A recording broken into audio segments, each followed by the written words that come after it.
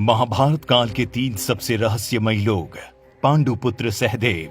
5 पांडवों में से 2 नकुल और सहदेव दोनों ही माद्री अश्विन कुमार के पुत्र थे, जिनमें से सहदेव भविष्य में होने वाली हर घटना को पहले से ही जान लेते थे। वे जानते थे कि महाभारत का युद्ध होने वाला है और कौन किसको मारेगा और किसकी जीत होगी। लेकिन भगवान कृष्ण ने उन्हें श्राप दिया था कि अगर वो इस बारे में किसी को भी बताएंगे तो उनकी मृत्यु हो जाएगी। पर क्या आपको ये पता है कि सहदेव को ये शक्तियां कैसे मिली? आइए जानते हैं। सभी को ज्ञात था कि सहदेव के धर्मपिता पांडु बहुत ही ज्ञानी थे। उनकी अंतिम इच्छा थी कि उनके 5 बेटे उनके मृत शरीर को खाए, ताकि उन्होंने जो ज्ञान अर्जित किया है वो उनके पुत्रों में चला जाए। किंतु सहदेव ने ही हिम्मत दिखाकर अपने पिता की इच्छा का पालन किया और उन्होंने पिता के मस्तिष्क के 3 हिस्से खाए। पहले टुकड़े को खाते ही सहदेव को इतिहास का ज्ञान हुआ, दूसरे टुकड़े को खाने से वर्तमान और तीसरे टुकड़े को खाते ही उन्हें भविष्य दिखने लगा। इसी तरह वे त्रिकालज्ञ बन गए। दूसरा, भीमपुत्र घटोत्कच का। भीम की असुरी पत्नी हिडिंबा से घटोत्कच का जन्म हुआ था। जन्म लेते समय उसके सिर पर केश यानी उत्कच नहीं थे, इसीलिए उसका नाम घट हाथी का मस्तक साथ ही उत्कच बराबर केशहीन अर्थात घटोत्कच रखा गया। इसका मस्तक यानी माथा हाथी के मस्तक जैसा और केश न होने के कारण ये घटोत्कच नाम से प्रसिद्ध हुआ। वो जन्म लेते ही बड़ा हो गया और उसमें जहां शारीरिक बल था वही वो मायावी भी था, क्योंकि घटोत्कच की माता एक राक्षसी थी, पिता एक वीर क्षत्रिय था। इसीलिए इसमें मनुष्य और राक्षस दोनों के गुण थे। ऐसा माना जाता है कि कद काठी के हिसाब से वो इतना विशालकाय था कि वो लात मारकर रथ को कई फुट पीछे फेंक देता था और सैनिकों को तो वो अपने पैरों से कुचल देता था। और वो बड़ा ही क्रूर और निर्दयी था। उसने अपनी शक्ति से महाभारत युद्ध के बीच हाहाकार मचा दिया था। कर्ण सेनापति बनकर कौरवों के पक्ष से युद्ध कर रहे थे। कर्ण के पास इंद्र की दी हुई ऐसी शक्ति थी जिससे वो किसी भी योद्धा को मार सकते थे। कर्ण इस शक्ति का इस्तेमाल अर्जुन पर करना चाहते थे। भगवान श्री कृष्ण ये जानते थे, इसीलिए उन्होंने घटोत्कच को रणभूमि में उतारा।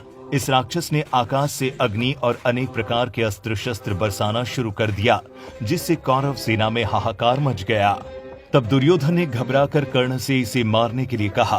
कर्ण ने उसे घटोत्कच पर अमोघ शक्ति का प्रयोग किया, जिसके बाद घटोत्कच क्षण भर में ही निर्जीव होकर पृथ्वी पर गिर पड़ा।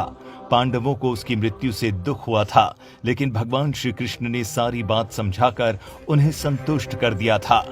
अब हम अंत में आपको बताते हैं बर्बरिक के बारे में, जो दुनिया का सर्वश्रेष्ठ धनुर्धर थे। भीम पौत्र बर्बरिक के 3 ही बाण काफी थे, जिसके बल पर वे कौरवों और पांडवों की पूरी सेना को खत्म कर सकते थे। युद्ध के मैदान में भीम पौत्र बर्बरिक दोनों खेमों के मध्य एक पीपल के पेड़ के नीचे खड़े हो गए और घोषणा कर डाली कि मैं उस पक्ष की तरफ से लड़ूंगा जो हार रहा होगा। बर्बरिक की इस घोषणा से कृष्ण जी चिंता में आ गए। उन्होंने अपने और अर्जुन के सामने बर्बरिक से उसकी वीरता का चमत्कार दिखाने को कहा। श्री कृष्ण ने कहा कि ये जो वृक्ष है, इसके सारे पत्तों को एक ही तीर से छेद दो तो मैं मान जाऊंगा। बर्बरिक ने आज्ञा लेकर तीर को वृक्ष की ओर छोड़ दिया। जब तीर सारे पत्तों को छेदता जा रहा था, तब एक पत्ता टूटकर नीचे गिर पड़ा।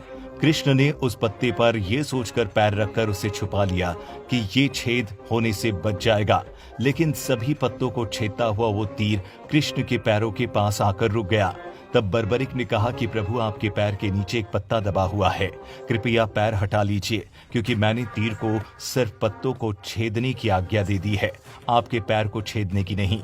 इसके इस चमत्कार को देखकर कृष्ण चिंतित हो गए। श्री कृष्ण ये बात जानते थे कि बर्बरिक प्रतिज्ञावश हारने वाले का साथ देगा। यदि कौरव हारते हुए नजर आए तो वो पांडवों के लिए संकट खड़ा करेगा, और जब पांडव बर्बरिक के सामने हारते हुए नजर आए तो फिर वो पांडवों का साथ देगा। इस तरह वो दोनों सेना को अपने एक ही तीर से खत्म कर देगा।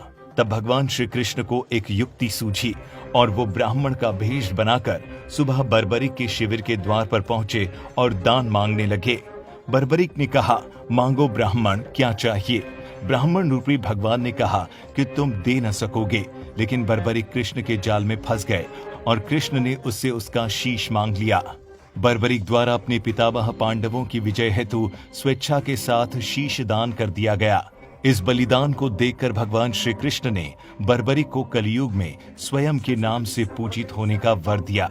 आज बर्बरिक को खाटू श्याम के नाम से पूजा जाता है और जहां भगवान ने उसका शीश रखा था उस स्थान का नाम खाटू है। तो आप इसके बारे में क्या सोचते हैं? नीचे कमेंट करके जरूर बताएं।